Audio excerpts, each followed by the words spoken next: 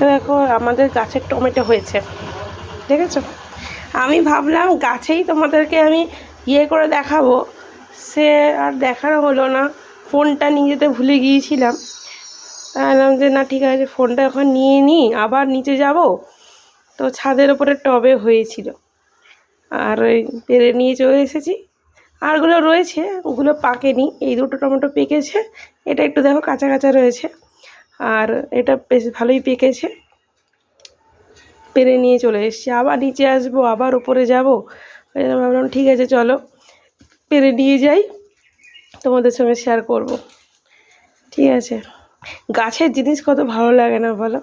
আমি কিন্তু এই টমেটো গাছ জন্য তো পুঁতিনি, আপনি ওই যে সবজির খোসা টোসাগুলো এক জায়গায় রাখি, সেইগুলো ফেলে দিয়েছিলাম, সেখান থেকেই হয়েছে। কি সুন্দর দেখো টমেটোগুলো, তাই না? এর আগে হয়েছিল কটা টমেটো, ওই কটা টমেটো আমি মাঘী পূর্ণিমার সময় ঠাকুরের আশ্রমে পাঠিয়ে দিয়েছিলাম। ঠাকুরের ভোগের কাজে লেগে গিয়েছিল। ঠাকুরের ভোগের এই লঙ্কা, গাছের লঙ্কা আর টমেটো কিছু হয়েছিল, সেটা পাঠিয়ে দিয়েছিলাম।